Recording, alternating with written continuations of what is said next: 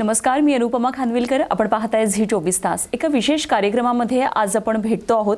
खरं तर गेल्या 4 दशकाहून अधिक काळ चाललेला एक राजकीय प्रवास, आणि या प्रवासात खऱ्या अर्थानं आपली शेती, माती आणि आपल्या लोकांशी एक वेगळ्या प्रकारे नाळ जोडलेला एक लोकनेता, अशी खऱ्या अर्थानं ओळख मिरवणारे अमरीशभाई पटेल आज आहेत आपल्या या कार्यक्रमाचे मुख्य पाहुणे. त्यांच्याबरोबर आपण चर्चा करणार आहोत. विषय थोडासा वेगळा आहे. खरं तर अमरीशभाई पटेल यांना आपण एक लोकनेते म्हणतो, ज्वेल ऑफ इंडिया असं म्हणतो. त्याचं कारण आपल्याला सगळ्यांना माहिती आहे. आपल्या मातीशी जोडलेली जी नाळे त्यांनी अत्यंत घट्टरीत्यानं पकडून ठेवलेली आहे, आणि ती म्हणजे आपल्या लोकांच्या उत्थानासाठी केलेलं त्यांनी काम. खरं तर ही ओळख ते जपणारे आणि जोपासणारे सुद्धा आहेत. गेल्या 4 दशकांपासून त्यांचा हा प्रवास आहे, आणि या प्रवासामध्ये आता त्यांनी एक नवीन स्वप्न पाहिलेलं आहे, आणि ही स्वप्नपूर्ती सुद्धा अगदी झालेली आहे. आणि याच विषयी आज आपण चर्चा करणार आहोत. त्याआधी पाहूया एक छोटीशी डॉक्युमेंटरी.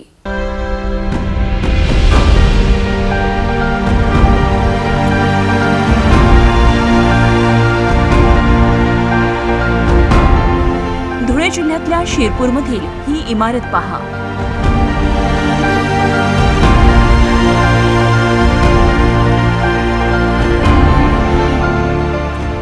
शिरपूर सारख्या ग्रामीण भागात ही इमारत आहे सुपर स्पेशालिटी हॉस्पिटलची.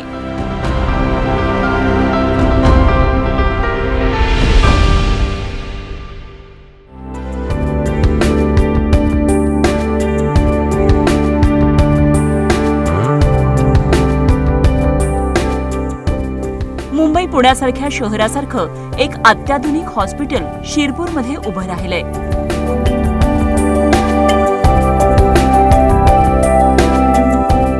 श्री विलेपार्ले केळवणी मंडळ संचालित तपनभाई मुकेशभाई पटेल मेमोरियल रुग्णालय उभारण्यात आलंय.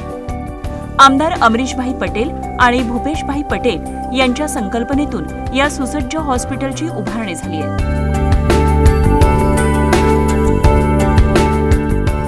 तब्बल 20 एकर जमिनीवर या हॉस्पिटलचा परिसर आहे. जवळपास 1200 बेड्सची क्षमता या रुग्णालयाची आहे. इंटरनॅशनल गाईडलाईन प्रमाणे पेशंटला ट्रायजिंग किंवा ज्याला आपण वर्गीकरण म्हणतो असं रेड, येलो, ग्रीन अशा प्रकारात वर्गीकृत केलं आहे. 27 ओपीडी विभाग या हॉस्पिटलमध्ये आहेत. या हॉस्पिटलमध्ये कॅन्सर पासून हृदयविकारापर्यंत सगळ्या गंभीर आजारांवर उपचार होणार आहेत.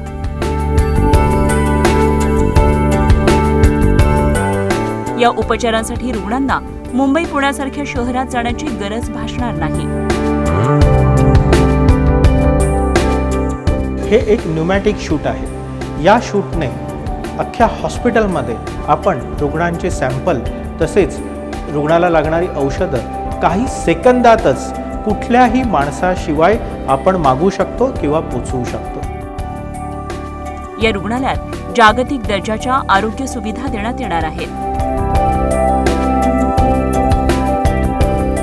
या सुसज्ज हॉस्पिटलला झी समूहाचे चेअरमन डॉक्टर सुभाष चंद्रा यांनीही भेट दिली. हॉस्पिटलची पाहणी केल्यानंतर डॉक्टर सुभाष चंद्रा यांनी केळवणी समूहाचे आणि अमरीश पटेल यांच्या कामाचं कौतुक केलं.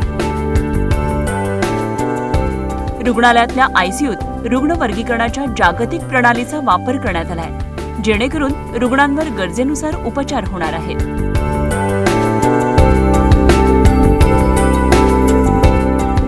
एवढंच नाही, तर रुग्णालयात मोटराइज बेड्स आहेत. या बेड्समुळे रुग्णांना त्यांच्या गरजेनुसार बेड खालीवर करता येणार आहे.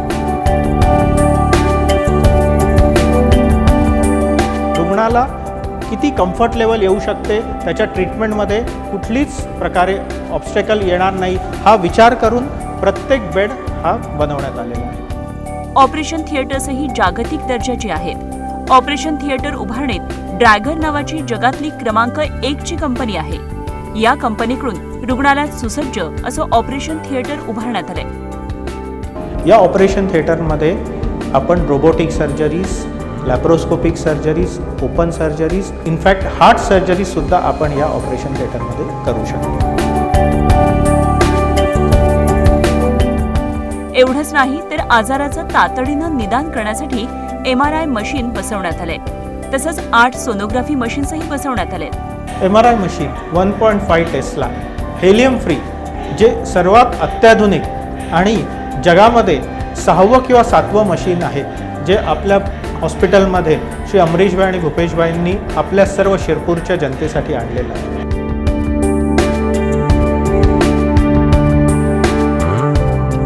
किडनीच्या पेशंटसाठी 18 बेड्सच्या डायलिसिस विभागाचीही उभारणी करण्यात आली आहे. या कार्यक्रमामध्ये अमरीशभाई पटेल यांचं आपण स्वागत करूया. सर नमस्कार, स्वागत तुमचं.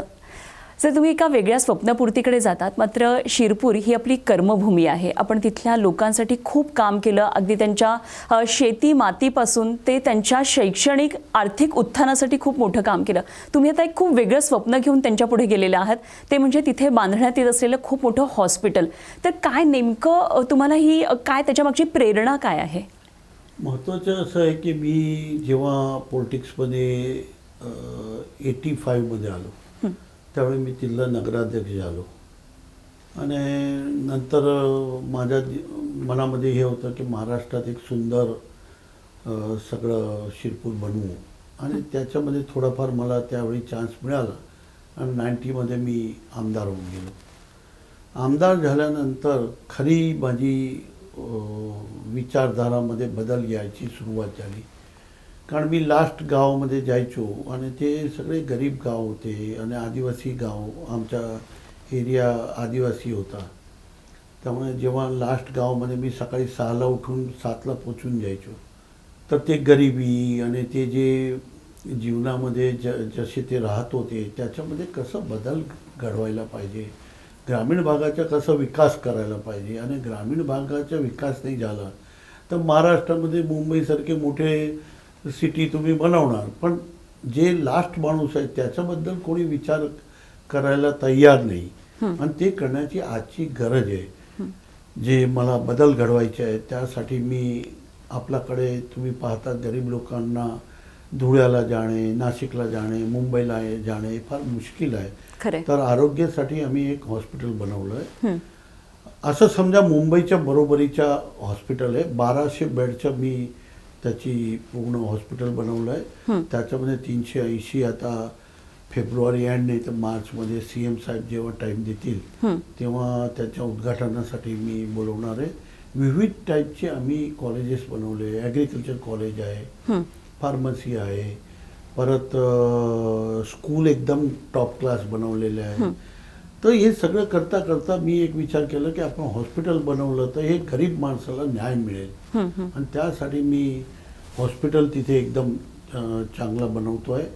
आपल्याला पटणाने मी तुम्हाला जर सांगेल तर त्याच्यामध्ये 7.5 लाख फुटाचं हे हॉस्पिटल आहे. 1180 बेडचे आहे आणि 335 बेड आता आम्ही चालू करतो आहे. ड्रॅगर जर्मनीचे दुनियातली 2nd नंबरची कंपनी आहे. त्याचे 17 ऑपरेशन थिएटर, एक थिएटर 60-60 लाख रुपयाचे आहे आणि 9 मायनर OT हे आम्ही केलेले आहे. कॅथलॅब केलेली आहे. ओपन हार्ट सर्जरीसाठी कॅथलॅब केलेली आहे. ते बी दुनियातली सगळ्यापेक्षा टॉप कंपनी अजिरोची हे कॅथलॅब आहे. तसंच मी ऑन्कोलॉजी डिपार्टमेंट केलेलं आहे. 26,000 फूटच्या ऑन्कोलॉजी डिपार्टमेंट आहे. परत केमोथेरपी वॉर्ड आम्ही 16 बेड केलेले आहे. परत हे ICU बेड आम्ही 140 केलेले आहे. परत किडनी डायलिसिससाठी 18 बेड घेतलेले आहे.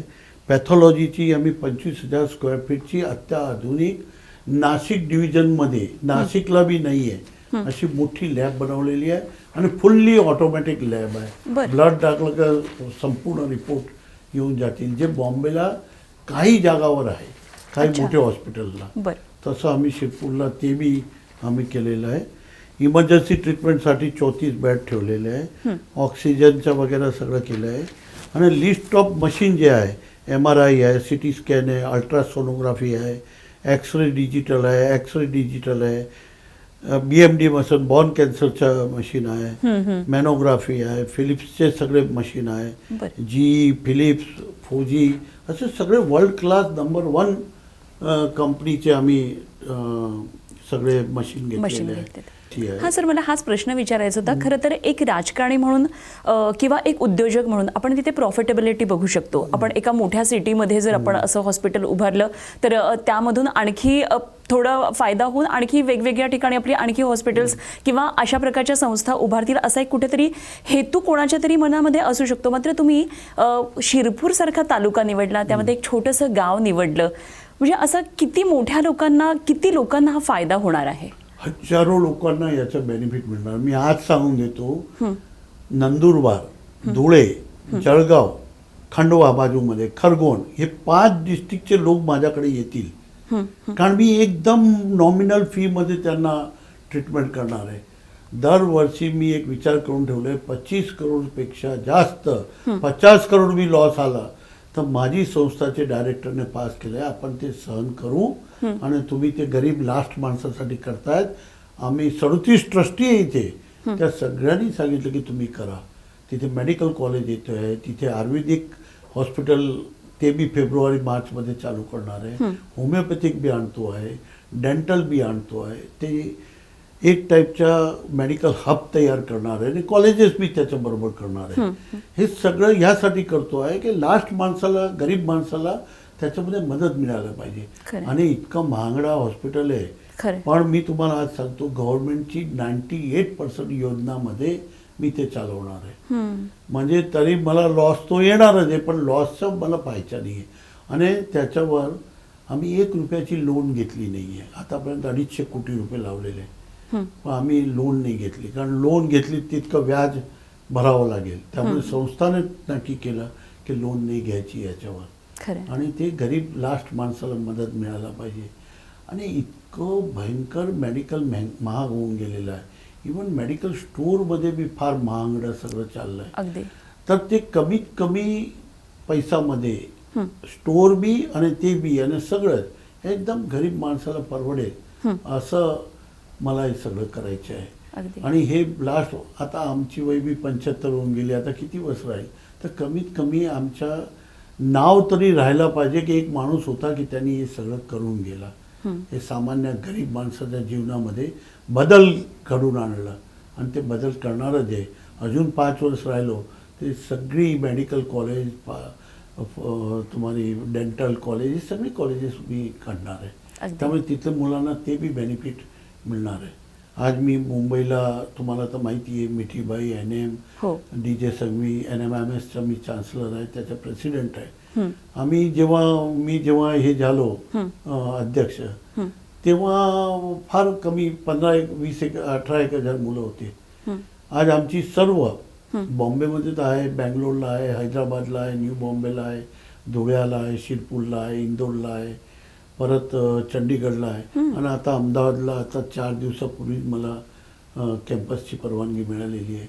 आणि नंतर CM साहेबांनी आणि गडकरी साहेबांनी मला 45 एकर नागपूरमध्ये जागा दिलेली आहे. पटनायक साहेबने मला भुवनेश्वरमध्ये 45 एकर जागा दिली आहे. आणि नोएडामध्ये योगीजीने 28 एकर जागा दिलेली आहे. हे 3 कॅम्पस बी आम्ही आता बनवणार आहे. संपूर्ण देशात हे सगळं देशात एक शिक्षणाचं 1.25 लाखचं टार्गेट आहे. आता 75,000 मुलं शिकवतो, अजून 50,000 मुलं मला शिकवायचे आहे. 1.25 लाख ते आणि शिरपूरचे 44,000, असे 2.25 लाख स्टुडंट, या 2 लाख स्टुडंट माझ्या हाताने शिकायला पाहिजे आणि टॉप क्लास एज्युकेशन मिळालं पाहिजे. आता आम्हाला गव्हर्नमेंट बोलवते, काल रायपूर गव्हर्नमेंटने बोलायला 40 एकर आम्हाला ते देत आहेत. हे सगळे लोक बोलवत आहेत मला. का बोलवत आहेत? की आम्ही ते स्टँडर्ड मेंटेन केलं, लोकांना, मुलांचं जीवन बदललं आहे, टॉप क्लास एज्युकेशन दिलेलं आहे आणि ट्रान्सपरंट सगळी चीजे आहे, सिस्टम आहे. No donation. डोनेशन घ्यायला गेलो तर 200 करोड रुपये मिळेल, पण आम्ही 1 रुपया घेत नाही, आमच्या ट्रस्टी 1 रुपया घेत नाही. आणि त्यामुळे आमच्याकडे इतके पैसे वाचतात. ते मी त्यांना समजून घातली की मोठे मोठे शहरामध्ये तर आपण सेवा करतोय, पण आपण ग्रामीण भागाच्या गरीब लास्ट माणसाची सेवा नाही केली तर जीवनामध्ये हा माणूस येऊन निघून जातो. खरं, काहीतरी समाजाला देऊन जायचे आहे आणि त्या धर्तीवर हे मी काम करतो. अगदी सर, समाजातल्या एकदम शेवटच्या घटकापर्यंत आपण पहिल्यापासूनच पोहोचला. मला तर वाटतं तुम्ही जेव्हापासून राजकारणाची सुरुवात केली, तुमच्या ह्याच कामांमुळे तुमचा सगळा जो राजकीय समतोल आणि तुमचा तो जो एक चढता ग्राफ असतो, आलेख असतो, तो कायम तुम्ही ठेवला, ते केवळ तुमच्या कामामुळे. एक शेतकरी, त्याला तुम्ही पाणी त्याच्या शेतीला मिळवून दिलं. त्याच्या घरात जर कमी शिकलेला माणूस असेल तर त्याला तुम्ही नोकरी मिळवून दिलीत. जर तो चांगला शिकणारा मुलगा असेल तर त्याला तुम्ही शिक्षण मिळवून दिलं. त्याच्या पुढे जाऊन त्याच्या आरोग्याची काळजी घेत एवढं मोठं तुम्ही हॉस्पिटल उभं करताय. मला प्रश्न असा आहे की शिरपूर किंवा एकंदरीतच धुळे जिल्ह्यामध्ये आत्तापर्यंत आरोग्य व्यवस्थेमध्ये इतकं कोणी लक्ष घातलेलंच नव्हतं. आज तुम्ही खूप मोठं स्वप्न पाहता आहात, तर तिथे जो आजूबाजूला आदिवासी सुद्धा समाज मोठ्या प्रमाणात, तर त्यांच्यासाठी काही वेगळं करण्याचा पण तुमचा काही प्लॅन आहे का? मी एक केलेलं आहे जे महाराष्ट्रात कोणी नाही केलेलं आहे. मी 45 मुलं त्यांचे घेतो, अच्छा, 20 मुलं ओपनचे घेतो, 10 शेड्यूल कास्ट घेतो. असे मुलांना मी एक 8वीपासून खाणं पिणं राहणं कपडा मोजा बूट सगळं फ्री आहे. आणि शिक्षणासाठी मुंबईहून 5 टीचर घेऊन गेलो आहे. ते नीट आणि जेईची त्यांना ट्रेनिंग करतात. तुम्हाला पटणार नाही, माझी 4 आश्रमशाळामधून आतापर्यंत शिरपूरला 85 डॉक्टर आलेले आहे, म्हणजे हे झालेले आहे, पास झालेले आहे. आणि ते कुठे KEMमध्ये आहे, BJमध्ये आहे, JJमध्ये आहे. आणि आता ते प्रॅक्टिससाठी येऊन गेलेले आहे. आणि प्रॅक्टिसमध्ये पहिले 5 जे लोक आहे, ज्यांची सगळ्यापेक्षा टॉप प्रॅक्टिस आहे, ते 5 आदिवासी आहे. आणि नंतर ओपनचा मुलगा डॉक्टर चालू होतो. हा बदल घडवला. आणि ते जे 8वीपासून चालू केलेलं आहे, ते दरवर्षी 4 करोड रुपया खर्च करतो. 4 आश्रमशाळा चालवतो मी, आणि तेही टॉप क्लास चालवतो. एकदम आपण आश्रमशाळा पाहिली तुम्हाला आपल्याला असं वाटेल अशी आपली ओपनचे लोकांची बी शाळा नाही आहे, असं प्रकारचे बी मी काम करतो. तर राजकारण पेक्षा तुम्ही समाजकारण जास्त करता आहात, तर ह्याच्या मागे नेमकं काय प्रेरणा काय असू शकते? म्हणजे माझ्या ज्या दिवसापासून आलो आहे त्या दिवसापासून एकच विचार आहे की समाजाचं जीवन बदलायला पाहिजे. जेव्हा आपण नाही तर पॉलिटिक्समध्ये नाही यायला पाहिजे. मी 85ला तर बिझनेसमॅन होतो, तर मी पॉलिटिक्समध्ये आलो तर मग मी विचार करायला पाहिजे थेट माणसाचं कसं जीवन बदलेल. वातावरण आता तुम्हाला स्पष्ट सांगतो फार वेगळं होत चाललेलं आहे. पण जर असंच चालेल तर महाराष्ट्राचं काय होईल? महाराष्ट्राच्या सामान्य माणसाचं काय होईल? जे ग्रामीण भागात राहतात, शहरामध्ये ते त्याचं करून घेतात, पण जे ग्रामीण भागात जो लास्ट माणूस आहे त्याची मुलं हे सगळं सहन नाही करू शकत. त्याला 12वी पर्यंत जर चांगला एज्युकेशन मिळाला तर तो त्याची जागा शोधून घेतो. पण 12th पर्यंत बी आपल्याकडे चांगली शाळा नाही आहे. त्याचं मूळ कारण हे शिक्षक जे भरती होते त्याच्यावर बदल घडायला पाहिजे. कारण हे जर आपण मेरिटरियस नाही घेतले तर तो एक पूर्ण समाजाला बर्बाद करतो आहे. शाळा तो सगळीकडे आहे, कुठलाही गाव असं सांगा की जिथे नाही आहे. आता जिल्हा परिषदची शाळामध्ये आपण गेले तर तुम्ही पहा तिथे 2 शिक्षक, 1 शिक्षकी शाळा, तो 4थी पर्यंत शिकवतो. काय ते मुलांचे काय भविष्य बनणार आहे? खरं. आणि जे गरिबांचे आहेत ते जिल्हा परिषदला आहे.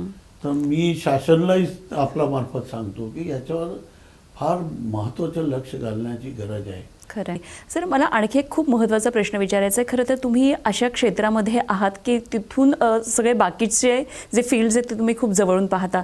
शिक्षण क्षेत्रात भ्रष्टाचार प्रचंड आहे, त्यानंतर आरोग्य व्यवसाय या ठिकाणी भ्रष्टाचार मोठ्या प्रमाणात आहे. तुम्ही अशा क्षेत्रात हात घालताय की जिथे तुम्हाला अजिबातच नफा होणार नाही हे माहिती आहे. हा एक वेगळा संघर्ष पण नाही वाटत का तुम्हाला? म्हणजे ह्या व्यवस्थेशी लढताना तुम्ही पॅरलल एक खूप चांगली सिस्टम तयार करताय. नाही, मुंबईला माझी संस्था असल्यामुळे मला प्रॉफिटेबिलिटी आहे त्याच्यामध्ये, आणि ते प्रॉफिटेबिलिटी मी डायव्हर्ट करतो आहे ग्रामीण भागात.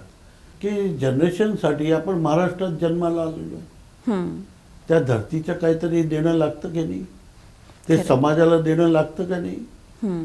कोणीच करणार नाही तर मग काय होईल? कॉस होऊन जाईल. खरं. आज आपले CMB, काल मी त्यांच्या भाषणामध्ये ऐकलं की कमिशनसाठी आपण निवडून येत नाही, काल पुण्यामध्ये बोलले. तर ह्या सगळं धोरण आपल्याला अख्त्यार करावं लागेल, नाही ते एक दिवस समाज माफ नाही करणार. आता शिरपूरमध्ये करीबन 40% वोटिंग हे आदिवासी आहे. तो 3.5 लाख वोटमधून 2.25 लाख ते आहे.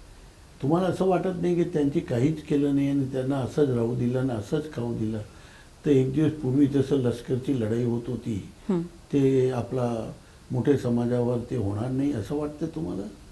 30-40 वर्षानंतर ते दिवस बी पाहायला मिळेल. खरं आहे. आणि त्या दिवशी माझ्या मनामध्ये हे आहे की शिरपूर हा लास्ट असायला पाहिजे. सर पण सगळं सध्या नफ्याचं गणित चाललंय आणि अशा नफ्याकडे तुम्ही न बघता केवळ समाजाच्या उत्थानासाठी तुम्ही हे बघताय, ही प्रेरणा खूप कमी लोकांमध्ये असते. पण 2% त्यांना पैसे द्यावे लागतात CSR. CSR मधून. तर प्रत्येक मी तर तुमच्याद्वारे CM साहेबाला सांगतो की प्रत्येक तालुक्याला 10-10 शाळा हे मोठे मोठे उद्योगपतींना सांगायला पाहिजे की तुम्ही 2% हिसाबे तुम्ही टॉप क्लास शाळा काढा. ते काढू शकतात ना. सर शाळा काढतात पण शहरी भागात काढतात जिथे पुन्हा प्रॉफिट नाही असायला पाहिजे. तेच माझं म्हणणं आहे. तुमच्या CSRचा पैसा तुम्ही ग्रामीण तालुक्यामध्ये प्रत्येक जागावर 10 शाळा काढल्या. आता आमची 10 शाळा आहे ना. काय नेमकं तुमचं आव्हान असेल या माध्यमातून, कारण एवढा मोठा प्रोजेक्ट आपण हॉस्पिटलच्या माध्यमातून उभारतोय शिरपूर तालुक्यात, तर तुमचं एकतर तिथल्या लोकांसाठी काय आव्हान असेल? पण मी डॉक्टर लोकांना आव्हान द्यायचं सांगतोय. तुम्ही छोटेसे गावामध्ये यायला मागे पुढे पाहतात, मोठे मोठे तुम्ही इथे हे करतात, काय म्हणतात आपला प्रॅक्टिस करताना मोठ्या शहरामध्ये करतात आणि ग्रामीण भागात कोणी यायला तयार नाही. तर कमीत कमी असं विचार करून 7 दिवसामध्ये एखाद दिवस आपल्यासारखे एक्सपर्ट कोणी आला तर हजारो लोकांच्या जीवनमध्ये फायदा होईल.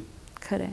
आणि असं आम्ही नाही सांगत की फ्रीमध्ये या, थोडी फार कमी फीसमध्ये लोकांचे ऑपरेट करा, हे करा, ज्यांना मुंबई परवडत नाही. तर त्या लोकांना मी तो आव्हान करतो. डॉक्टर मोठे जितके डॉक्टर आहे आपल्या मार्फत मी आव्हान करतो की त्यांनी शिरपूर सारखा हॉस्पिटल सगळीच व्यवस्था केलेली आहे, टॉप क्लास व्यवस्था आहे.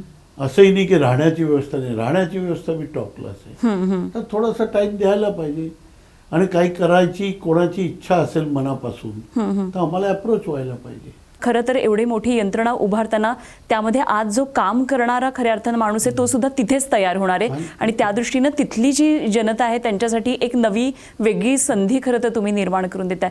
सर मला असं वाटतं की अशा प्रेरक व्यक्ती राजकारणामध्ये फार कमी आहेत आणि त्यापैकी तुम्ही आहात, म्हणून तुम्ही ज्वेल ऑफ इंडिया असं म्हटलं जातात. आणि खरंच म्हणजे एक सांगू, हे सगळे याच्यापासून दूर आहे. मी एक म्हणतो माझा कर्तव्य आहे आणि इथे जन्म घेतलाय तर आपल्याला त्याला त्या जिथे जन्म घेतलाय त्याला काहीतरी देणं लागतं आणि ते मी देतो आहे. क्या बात आहे. खरे पण हेच लोक फार कमी आहेत, हेच मला सांगायचं आहे. तुमच्यासारखे नेते महाराष्ट्रामध्ये येणं, भले तुमची जन्मभूमी उज्जैन जरी असली तरी तुम्ही महाराष्ट्रासाठी खूप काही केलेलं आहे आणि तेही ग्रामीण भागासाठी.